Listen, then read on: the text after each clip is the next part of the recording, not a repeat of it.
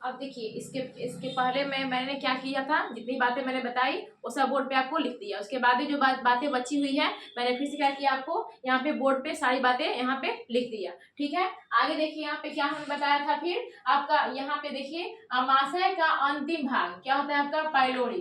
Pylori में क्या पाई जाती है, जठर ग्रंथि। क्या पाई जाती है, जठर ग्रंथि, यानी कि गैस्ट्रिक जूस। अब गैस्ट्रिक जूस में क्या पाई जाती है आपका, जठर रस। इस जठर रस से दो प्रकार के एंजाइम निकलते हैं। जठर रस से दो प्रकार के एंजाइम निकलते हैं।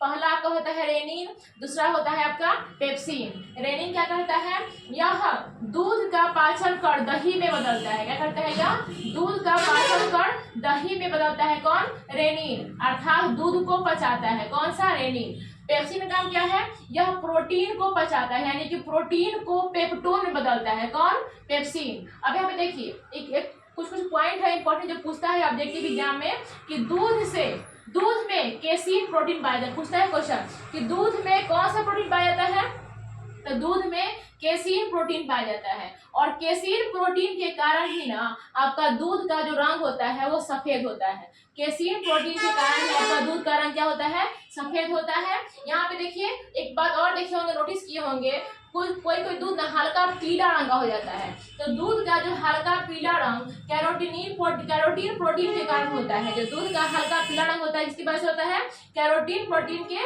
कारण होता है। यहाँ पे देखिए अब भोजन, देखिए मैंने अमाशय के बारे में आपको सारी बातें पार्ट बाय पार्ट आपको मैंने सब बातें बताई। उसके बाद भोजन में क्या हो जाएंगे, अब भोजन अमाशय में भोजन 4 घंटा रुके, आपका पूरा पाचन की जो क्रिया होती है ना वो पूरा 6 घंटा में कंप्लीट हो जाती है। यानी कि आपके आहार में जितने भी अंग हैं वो भोजन का पाचन करने में कितना घंटा टाइम लेते हैं, बिल्कुल 6 घंटे। लेकिन आपके अमाशय में 4 घंटा भोजन रुकता है। कितना घंटा रुकता है, 4 घंटा। अब भोजन 4 घंटा रुक करके पाचन क्रिया कर लिया। अब भोजन अमाशय से कहाँ जाएंगे, छोटी आंत में।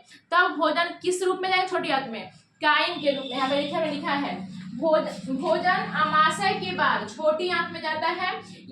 यहाँ भोजन अब कायम का रूप ले चुका होता है। ये जो कायम है ना, पूछता है एग्जाम में, कायम कहने का मतलब क्या होता है, भोजन में ना भोजन अब बहुत टुकड़ों में टूट चुके हैं। आप रोटी खाएं, रोटी में आप मुंह में लाड़ साने के बाद क्या किए, लाड़ को मिलाए, लाड़ को बाद मिलाने के बाद भोजन को चिपचिपाहट प्रदान करने के लिए टाइलिन दिए। टाइलिन के द्वारा भोजन क्या हुआ, आसानी से आपको ग्रस नली से चला गया। कहाँ, अमाशय में। अमाशय के कार्डियक भाग में टाइलिन का प्रभाव को HCl ने कम कर दिया।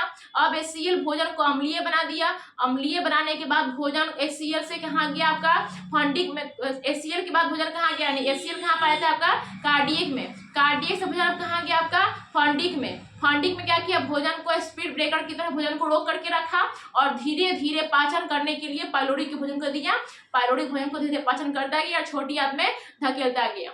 जब भोजन अमाशय से छोटी आंत में जाता है, क्वेश्चन पूछता है, बहुत इंपॉर्टेंट पॉइंट है कि जब भोजन अमाशय से छोटी आंत में जाता है तो अमाशय में भोजन किस रूप में जाता है, छोटी आंत में, तो आपका कायम के रूप में। किस रूप में जाता है, आपका कायम के रूप में। एक कायम होता है, तो काइल होता है।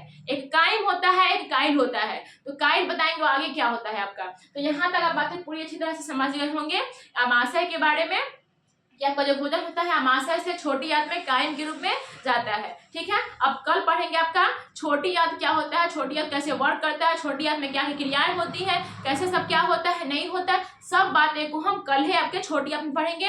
फिलहाल आप सबको हमारी जो वीडियो है मैंने अमाशय के बारे में जितनी बातें आपको बताई आप बहुत इंटरेस्ट लेकर के पढ़े होंगे और बहुत अच्छा आपको लगा होगा बाबू। अगर आपको वीडियो अच्छा लगता है बाबू तो लाइक सब्सक्राइब और शेयर जरूर करें। चलिए आगे हम आगे क्लास देखते हैं कल छोटी आंत। ठीक है, थैंक यू।